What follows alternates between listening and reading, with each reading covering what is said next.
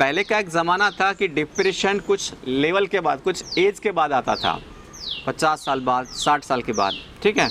आज क्या हो रहा है, 40 साल में भी डिप्रेशन आने लगा, 25 साल में। आज माहौल ये हो गया कि 17 साल के बच्चों को भी डिप्रेशन होता है। हमारे पुराने सेंटर पर एक पेरेंट्स आए थे, एक 13 साल की उसकी लड़की है, बच्ची को 13 साल की, उसको गहरे डिप्रेशन में चली गई, करीब वो 7th में थी, 7th क्लास में, तो गहरा डिप्रेशन आ गया। अब मुझे लगता है जो 13 साल की एज है, एक्चुअली वो तो खेलने की एज है। हाँ, थोड़ा बड़ा पढ़ाई होता है, लेकिन ये तो खेलने की, खेल कूद की उम्र है, उसमें तो एंजॉय करना चाहिए। तो इसके साथ ऐसा क्या हो गया कि इसको गहरा डिप्रेशन आ गया? तो वजह कुछ मैंने ढूंढने की कोशिश की, मुझे 1 मिनट से ज़्यादा समय नहीं लगा इसमें वजह क्या थी। उसकी जो मदर थी वो टीचर थी। अब टीचर का जो रवैया है, एक्चुअली मुझे ज़्यादा आइडियल नहीं लगता, लेकिन फिर वो रवैया जो क्लास के साथ वो इम्प्लीमेंट कर रही हैं, वो अपने बच्चों पर भी इम्प्लीमेंट कर रही है, अपने घर पे भी। हर चीज़ आइडियल करो, हर चीज़ इस तरह से, हर चीज़ ऐसे करो, कुछ भी गलत नहीं। और कुछ गलत होता है तो टीचर का एक स्वभाव होता है, क्या करने का? डांटने का और पनिशमेंट। हाँ, आपने ये क्वेश्चन तैयार नहीं किया, चलो उठक बैठक करो, चलो ये करो, चलो वो करो, ऐसा करो, ऐसा करो। पनिशमेंट की इसके स्वभाव में, इसके ब्लड में पनिशमेंट चला गया। बच्चों ने, स्टूडेंट ने कुछ भी गलत किया तो सीधा पनिशमेंट। ये स्कूल के क्लास तक तो ठीक है, लेकिन घर में भी आप अपने बच्चों के साथ ही इम्प्लीमेंट कर रहे हैं, इसका नतीजा क्या होगा? तो लड़की के साथ हुआ डिप्रेशन। उसके साथ मैंने जब डील किया, वो लड़की को मैंने अकेले से पेरेंट्स को बोला कि आप 2 मिनट बाहर रहिए, मैं इससे पूछ सकता हूँ कुछ चीज़ें। तो फिर मैंने उसको पूछा एक ही सवाल कि आपको सबसे ज़्यादा दिक्कत किससे है? पहली लाइन में से बोलिए कि मम्मी से। क्या दिक्कत है? बॉन्ड डांटती है। किस चीज़ के लिए? हर चीज़ के लिए। बस यही तो प्रॉब्लम थी। इसके लिए कोई जांच के रिपोर्ट बनाने की ज़रूरत नहीं थी कि कहाँ से प्रॉब्लम हो रही, कोई चीज़ नहीं। बस 1 मिनट में पता चलेगा कि इसकी प्रॉब्लम की वजह उसकी मम्मी है। तो इलाज ये बच्ची का करना चाहिए, इसकी मम्मी का करना चाहिए। तो इसकी मम्मी को बोलेंगे कि मैडम आपका इलाज, अरे क्या बोल रहे हो, क्या मुझे डिप्रेशन है? तो उसको झटका लग जाता। लेकिन इसको धीरे धीरे बताना पड़ा कि देखो ये जो प्रॉब्लम हुई है बच्चे के साथ, आयशा नाम था उसका, आयशा का जो प्रॉब्लम हो रही है वो एक्चुअली डायरेक्ट नहीं कि आपकी वजह से हो रही है। तो फिर उसको साइकोलॉजी बतानी पड़ती कि देखो ये जो दिमाग होता है, सिस्टम होता है, कि आप जो चीज़ें इसके साथ इम्प्लीमेंट करते हैं, जो भी रवैया रखते हैं, चीज़ें जो सहन करने की कुछ लिमिट होती है, तब तक कोई भी व्यक्ति, बच्चा या कोई भी व्यक्ति सहन कर लेता है। और जब सहन शक्ति से बाहर कुछ चीज़ें होती हैं, दिमाग सहन नहीं कर पाता है, तब ये चीज़ें होती हैं। अब आप देखो, आपका जो बिहेवियर है उसमें आपको कुछ चीज़ें सही लगती है, कुछ चीज़ें गलत लगती है। आप ऑब्जर्व करो कि आप इस तरह से आपकी बेटे के साथ किस तरह से डील करती हो। तो उसने बोला कि हाँ कुछ सर, मुझे तो ऐसे अब लगने भी लगा है कि मेरी वजह से उसको प्रॉब्लम हो रही है और डिप्रेशन हो रही है, क्योंकि वो मेरी उपस्थिति चाहती नहीं है। मुझे लगा कि आपको ऐसा क्यों लगा? क्या जब भी मैं घर पे आती हूँ तो वो जहाँ भी बैठी है तो कमरे में चली जाएगी, उसको मैं पास बुलाती हूँ तो काम के लिए आती है, फिर दूर चली जाती है। और मैं मानती हूँ कि कोई भी लड़की बच्चे के लिए माँ सबसे इम्पोर्टेंट होती है, तो माँ के पास बच्चा आना चाहिए, और मेरी बेटी मेरे से हमेशा दूर रहना चाहती है। तो मुझे एहसास हुआ कि कुछ प्रॉब्लम मेरी वजह से है, लेकिन क्या प्रॉब्लम है मुझे समझ में नहीं आया। मुझे लगा इसको कोई मेंटली कुछ अपसेट होगा या इसको जेनेटिकली प्रॉब्लम है, इसका क्या है, इसलिए हम उसको दिखाने के लिए आए। मैंने कहा कोई जेनेटिकली प्रॉब्लम नहीं है, ऐसी कोई बीमारी भी नहीं है, बस ये आपका जो बिहेवियर है इसके लिए समस्या की वजह बन चुका है। फिर उसके भी काउंसलिंग हुई, इसके पापा भी थे, उसकी मम्मी थी, दोनों की क्लास हुई। उसमें इसको बताया गया कि अगर आप आपकी बेटी का डिप्रेशन ठीक करना चाहते हैं तो उसकी तो कुछ इसकी भी कुछ प्रैक्टिस होगी, इसका कुछ इलाज होगा। मेन चीज़ आपके ऊपर है। अगर आप ये चीज़ों को इस तरह से बदलते हैं तो इसका डिप्रेशन जल्दी से ठीक होगा, वरना फिर मुश्किल होगा। तो जो भी करना था मैंने उसको बताया कि देखो आप इस तरह से पेश आइए। टीचर का जो दिमाग होता है ना, जनरली टीचर का, कि उसको ये होता है कि मेरी क्लास जो है, मेरे बच्चे बहुत ज़्यादा होशियार बने और अच्छे नंबर वाले बने।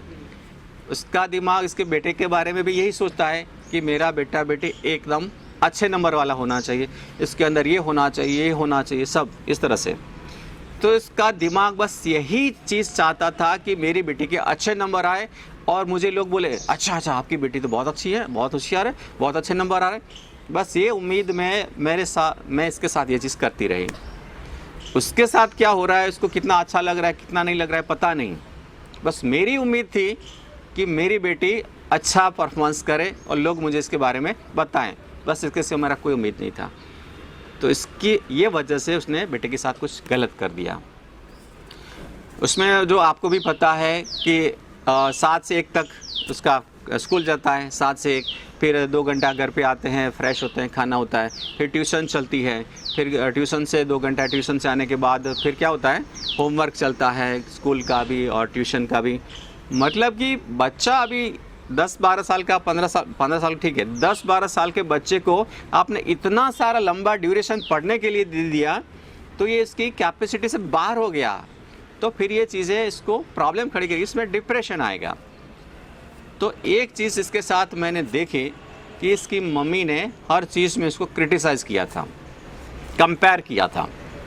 इस लड़की का एक बड़ा भाई था, होशियार था, इंटेलिजेंट था। तो इसकी मम्मी ने क्या किया कि उसके साथ थोड़ा रवैया अच्छा रखा और उसको बार बार अच्छा बोला कि हाँ देख आशीष, देख कितना अच्छा कर रहा है, कितने अच्छे नंबर आ रहे हैं, किस तरह से वो काम कर रहा है, किस तरह परफॉर्मेंस कर रहा है। हमेशा इस लड़की को इस तरह से बताती रही, इसको अच्छा बताया और इसको क्रिटिसाइज़ किया, इसको डोमिनेट किया, कंपेयर किया, लेकिन हमेशा कंपैरिजन में इसके भाई को अच्छा बताया और इसको घटिया बताया। तो इसका दिमाग इस चीज़ को इम्प्लीमेंट, इस चीज़ को एक्सेप्ट कर रहा है। इसके हर बार यही चीज़ सुनने को मिलेगी कि ये देखो भाई कहाँ जा रहा है, तू कहाँ है, रिजल्ट में बहुत बड़ा वेरिएशन।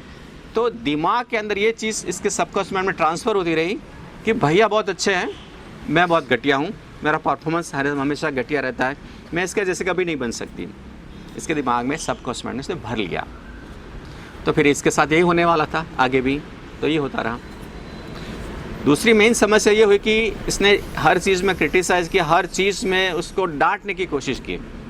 काम कर रही है, पानी लेकर आई है, अच्छा प्याला गिर गया तो उसको डांट पड़ेगी ही पड़ेगी। देखते नहीं है हाथ के वो नहीं है, कमज़ोर है हाथ, टूट गए हाथ, मतलब इस तरह की बात हमेशा इसके साथ हुई।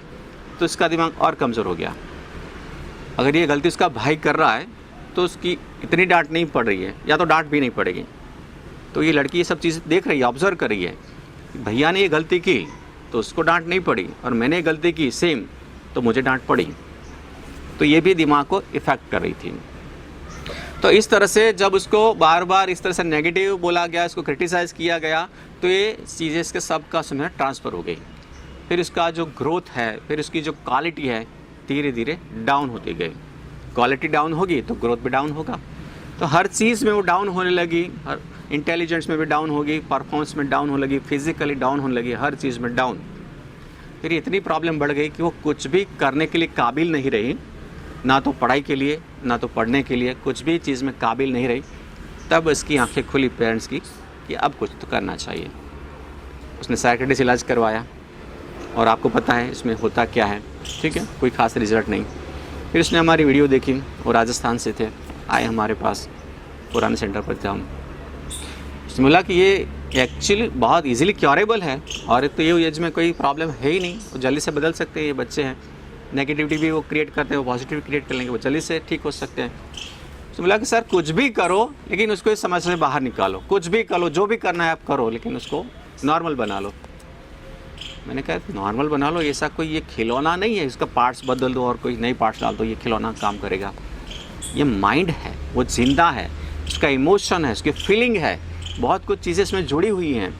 तो बहुत सब्र से काम करना पड़ेगा। आप जितना जल्दबाजी करते हैं रिजल्ट इतना भी नेगेटिव हो सकता है।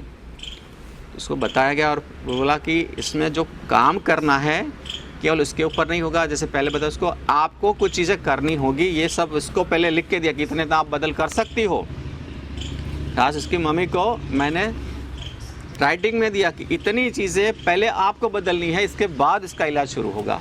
आप एक्सेप्ट करो कि आप इतने बदलने के लिए तैयार हो कि हाँ बच्ची का मामला है तो कौन मना करेगी, मम्मी हाँ ठीक है सर मैं करूँगी, बस आप रेडी हो तो ये चीज़ें हो जाएगी। और इसमें कुछ चीज़ें हमने उसको बताई कि पहली बात को आपको कंपेयर कभी करने का ही नहीं है आपके बेटे में और आपकी बेटी में।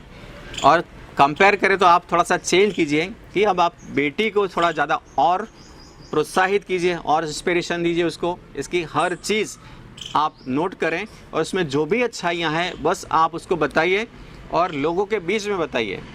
आपकी पूरी फैमिली है, दूसरे उसके दोस्त हैं, आपके घर पे आए तो दोस्तों के सामने उसकी 2-4 अच्छी चीज़ें बताइए। नहीं भी है तो ढूंढिए और नहीं मिल रही है तो आर्टिफिशियली कीजिए, लेकिन करिए। ये चीज़ आपको करनी है। कर सकते हैं? हाँ, करेंगे।